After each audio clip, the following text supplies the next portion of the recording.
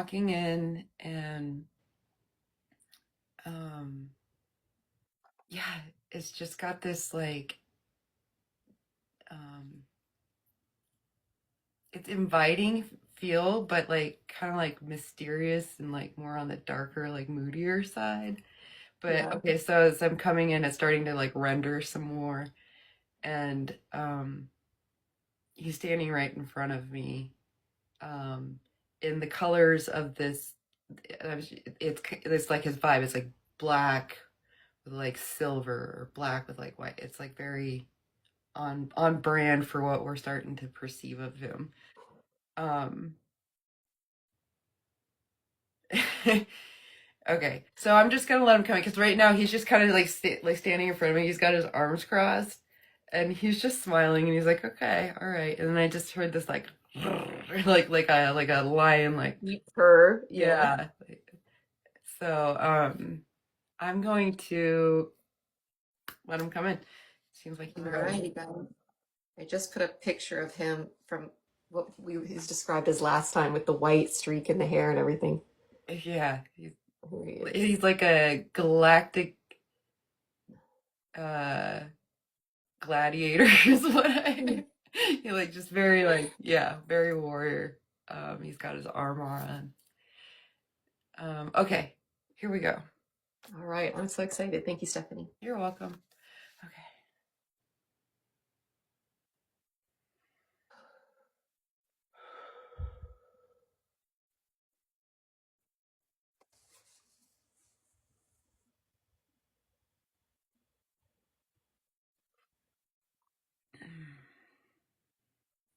Hello, Dale.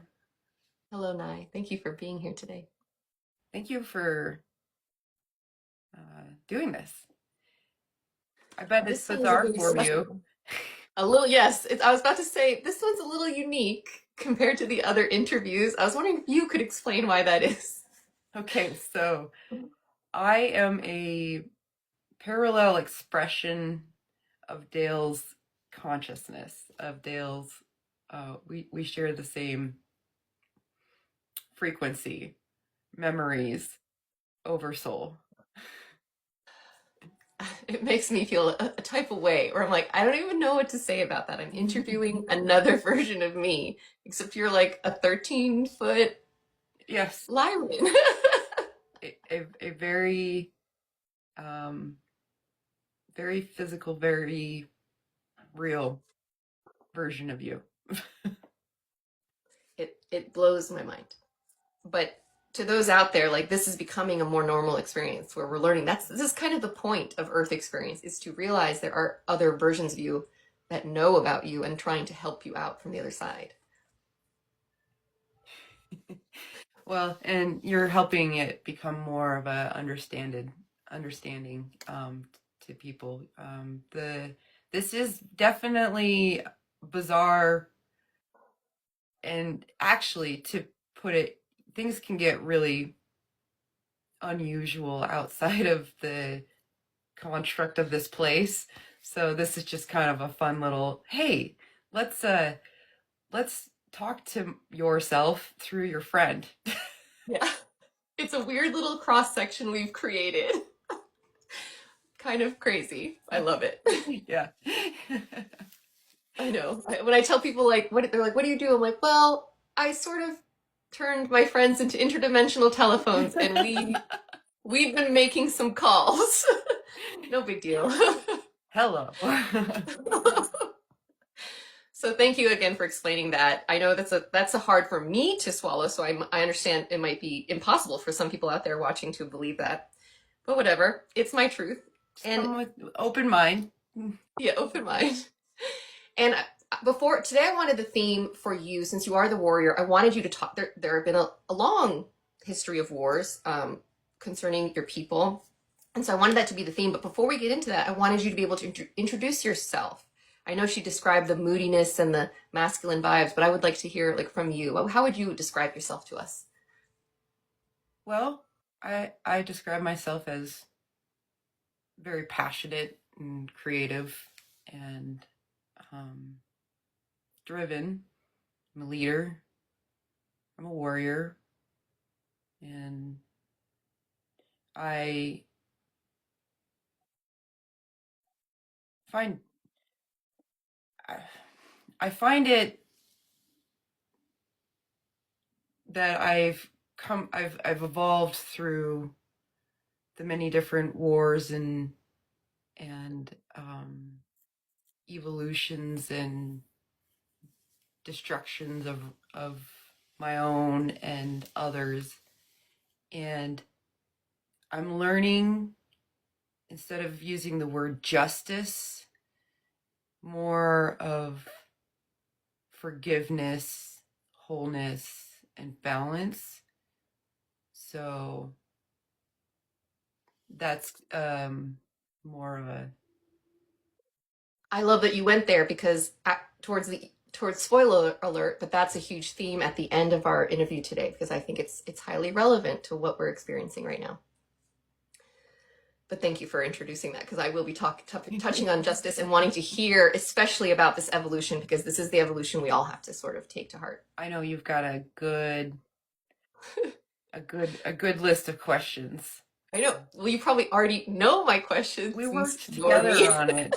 It's great. I did feel it. I was like, ooh, I was in the zone. I was coming up with the flow of these questions. So thank you. and trust yourself. That's you flowing and opening up and letting um that's flow state. It is flow state, which everything I've researched is like the most potent state someone can get into. The It most. is. It's what humans are designed to do best. Just don't know how to Yes. do it quite yet. You're learning. You're tapping in. Thank you.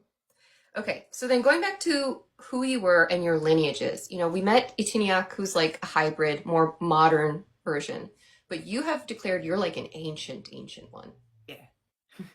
like one of the original 7 families, I believe, that survived. Yes. One of the originals, but do keep in mind, I've taken my consciousness from the original 7 and I've incarnated to do the different types of DNA expansions through different. So I've expanded and gone through different types of incarnations in Lyran hybridizations to help Okay. carry the consciousness and carry things through in these developments. And I've circled back into this, what I present now as um, all of me, whole. I present Okay, I to love you that. as journeyed, come back, whole, healed. I love that. And it explains why I feel so strongly Lyran, like I've done it all, the whole storyline. And then here we have you in this place and time now doing what you're doing to anchor Yes, with and the another journey. weird coincidence that isn't a coincidence is you have the same hair as me, Indeed. This is which I used to hide this white patch until I realized that was insane and it makes me look cool. But yeah, that's an interesting little feature that you put in to connect us. it's a signature feature that carries through all incarnations. That is interesting. It's true because I met someone I did a past life regression on them, and they were shown a lion life with a lion that had a white stripe. It was a female lion with a white stripe on their face. And then later on, we found out that was me. And I was like, what is with this white stripe? So it's like all of mine. And that goes to show with the story of incarnate doing the different incarnations in lives through different types of male, female, Lyrans, different types of breeds and races and DNAs. So uh, Cool. you've got, well, let's just say you've got a quite the family tree. Yeah, no. Thank you. One day I'm going to map it out. One day I will map it out. Glad to help you with it. Okay, so you are originally one of the ancient ones that survived, and I would like to know, I was actually wondering as I'm coming up with the questions, is this still a source subject to talk about the destruction of your home planet? Is this something that's still too painful to touch on? It's the pain isn't there per se, but um, what is the memory and the pain that I I feel that is going to kind of resurface from these wars are as Lyran starseeds continue to expand and be able to hold information and remember. Mm. That's going to be another emotional wave on an individual level and then as a collective level to process the remembrance of the, because a lot of what's happening out there or in, and if you take time away it's still happening, and so it's a reflection into Yeah, which we're going to dive into as well because it feels very much still prevalent, and it doesn't feel like an accident that the Lyrans have made themselves known to us at this moment in our timeline. Um, so it's just what a wild time, Sphinxy time. You guys are coming in to say hello. right after the eclipse. Right on Yes. time. Okay. And so, well, then if it's not so painful, I'd like to know, like, after that happened and after you were all forced to spread out, um, what did that shape specifically you into? How did that shape you? Well, you go through a lot of it. It's hard to, in a sentence, pack it in how it shaped me, but I guess I can sum it up to it taught me the extent of emotions that I was able to experience through each phase of going through this and being more physical, but not as physical as humans per se. But Mm. the way it really, it's a journey like anybody else's journey in a sense that um, you go through the trauma, the stress, the grief, the witnessing, the shift, the resilience, the overcoming, the resistance, the rebuild. It's I don't want to weigh heavy on the tragedy of it all. There are a lot of lessons learned and a lot of lives lost, but these souls were able to come back Mm. stronger in other upgraded versions. And so, in that whole process, if you think of us as a whole and on an individual for the Lyrans, it's helped mold us into the very high spiritual love, balanced, and wise embodiment that we represent, that Now, we yeah, are. that makes sense. Thank you. I always say after the tower card comes the star card in the tarot deck, which is like your rise after a collapse. And you became everywhere. You're everywhere now. Everywhere. Okay. Everywhere. So, in a sense, it pushed us beyond our comfort zone to evolve. Yes. But it wasn't, then again, it just wasn't the most ideal way. But that, you have to get pushed in order, you have to be uncomfortable in order to shift. Hmm. Okay. And I have a curious question. You said that you've experienced life as many different hybrids down your lineage. Do you have a favorite or one that you especially appreciated being experiencing as a hybrid? And which hybrid were you? Well, my mind instantly goes to the expression that you shared, Which one? the female lioness, Oh, oh, interesting. because it was a rather peaceful and uh, deeply connected experience. And that was an Earth lion life, right? Correct. Interesting. But I want you to also consider that you're a Lyran hybrid right now, too. In the same way, like all of us are technically. Correct. So I Yeah. could say you are my favorite. Aw, I love you too. I love that answer. Thank you. You're welcome. Thank you. Okay, so yes, just to recap everything. So after the Diaspora, survivors spread out, rebuilt, adapted. Over time, they evolved into different directions.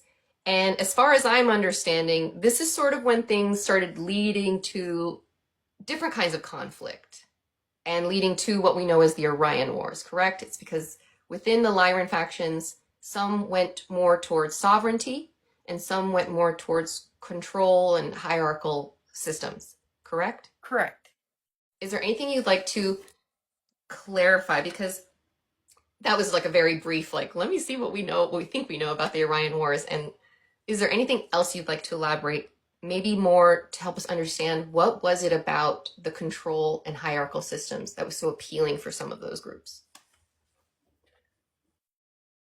The control, it's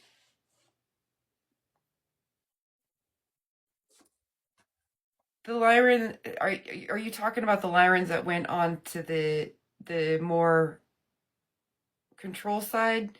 That's what I'm talking about, Yeah, because that's what I understood it as. essentially, it's like a fine line of falling where you want to fall, but so the hierarchy, the matriarchy kind of system started with Lyrans in a sense, and Mhm. then we had uh integrated and lived in shared wisdom and and reptilian shared technology and um you know the the control and the greed can seem really um Tempting? yes, tempting to Mhm.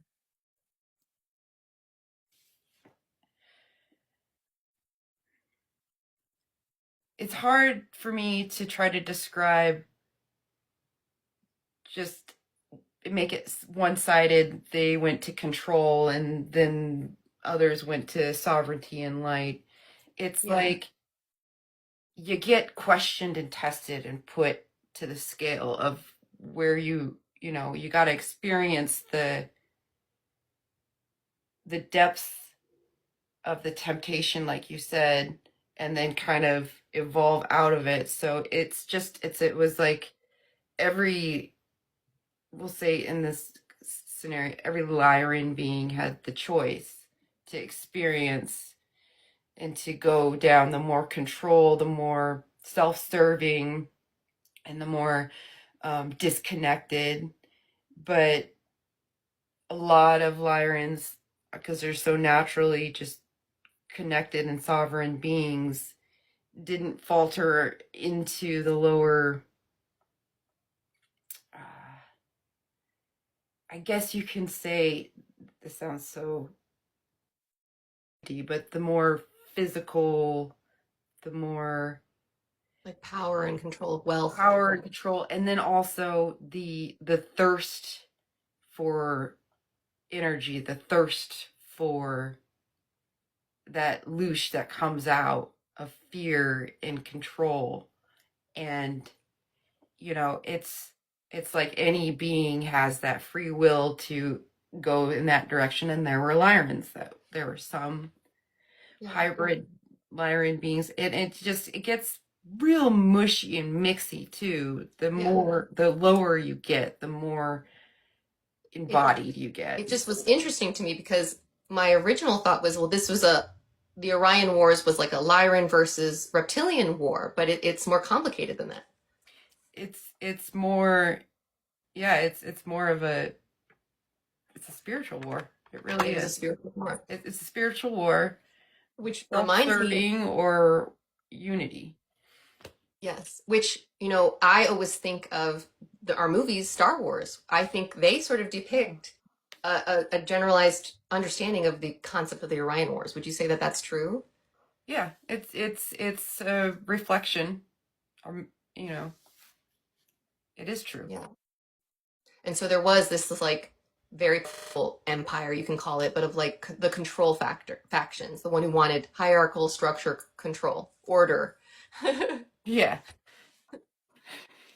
But you fought with the Lyrans who were on the sovereign side, correct? correct. Yes. Um, And and I mean, how would you describe the Orion Wars? Like how long of a war was this I mean, it's still going on going on? Even now. even now. There's been it's not like it's as bad as it has been, but there's so many more different races and uh, I I wish there was a word I could just describe for the vast uh amount, the diversity of. So Orion's belt is literally like you said, like a hub, like a hub. Like And a so trading hub. it is, and it's also mechanically connected in a sense to Earth, and um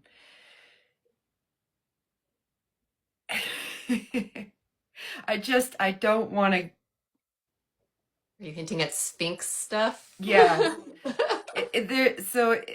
yeah, if you want to go into the wars are still happening, but there's more cooperation So, between races. And then so the also, alignment between Orion's belt and the Sphinx is something that's like makes Orion very special too. It's still got that yes, it connection. does. And so it's like there's the special aspect of it to where it unlocks things, Hmm.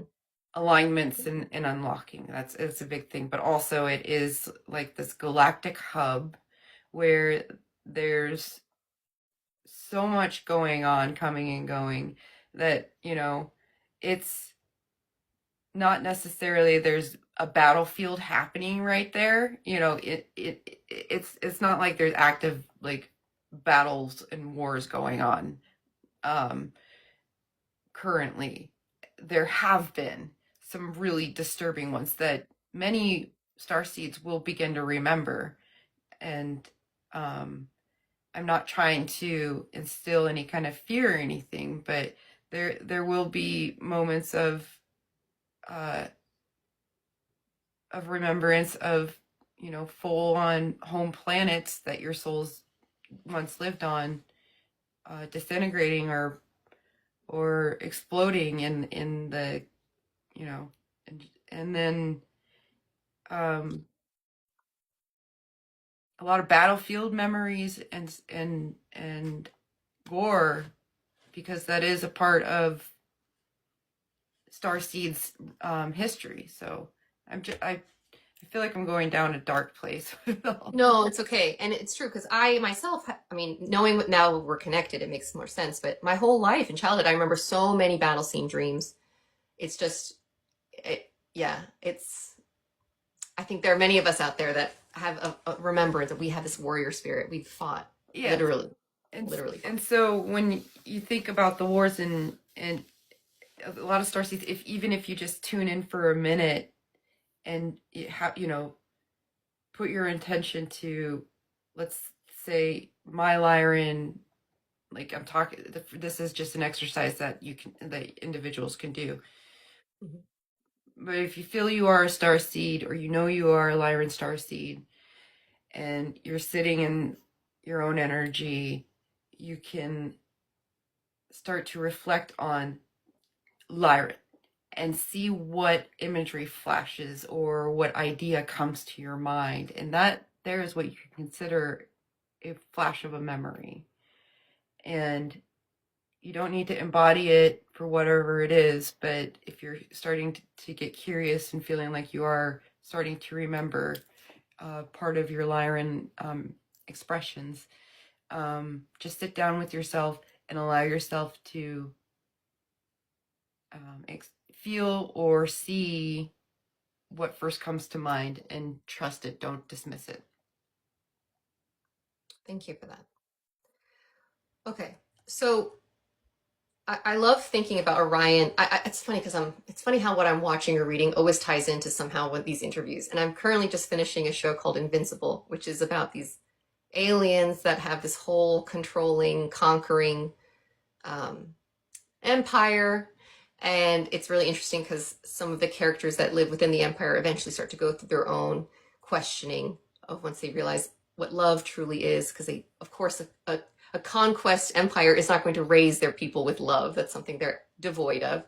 And so once those people experience love, it's like they start to change. And Earth seems to be part of the story, and like we're full of love. And I thought that was a really, so for those who want to watch it, check out it's Invincible on Prime. But I think it must be appropriate to what we're talking about here, and it must, does it tie in similarly into how Earth is tied into the Orion Wars? Could you explain how we are involved? Um, how Earth is similarly tied into the Well, Orion Wars. I guess how would you like to explain, to start off, ignoring everything I said, how would you like to explain how and why Earth is involved with the Orion Wars and what our involvement has been like here on this planet? Well, because Earth is involved with the Orion Wars because Earth is the center point of how this Earth is the battlefield for this whole scenario to play out. Mm, So, in a sense, you you know how I described the happenings and the evolution and everything is like a reflection on Earth, as above, so below. So this is kind of the physical battleground and the final play out of this dominant and spiritual, between mm, dominance and the physical, and then reaching, being able to reach higher consciousness in the physical and maintain balance and harmony. So, just like what you're watching in your show, it is quite the reflection of, um, love conquering all and coming through. So I feel and like, just like oh, sorry, continue. oh, go for it. I was just saying, and like in the show, we're seeing that even those on like the quote unquote dark side, they start, some have already started to question and realize like, what are we really fighting for? I don't want to like, and have moved. And we're hearing about Lyrans, I mean, reptilians that have also moved to the light, however you want to describe it, that work for humanity and sovereignty. So it's because the illusion is falling for all, not just humanity here on Earth. It like beings who are coming, who've been, acting and moving around more on the darker ends of things, and I don't want to like use good, bad, evil, or what, just doing the non-benevolent things, Yeah. are starting to Self-serving. feel a spark because everything is awakening. Like the divine mother, the divine feminine is starting to spark in all. I just feel like if there's we're humans are expanding just like all of the other races. We're all lifting and expanding. So it's just natural for even some of these lower vibrational beings to start to feel a little spark and warmth and change in what they're doing because they're uncomfortable. They're getting uncomfortable. So it's like, what are you going to do when you get uncomfortable? You got to shift, adapt, and change. And so that's what's happening. If you think about it on that Yeah, level. case by case level. I love that.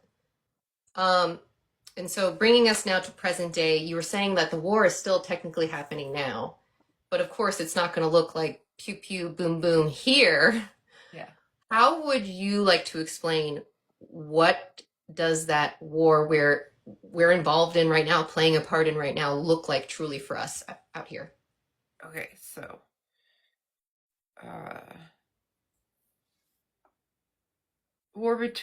the war used to be more physical, pew pew, for outside of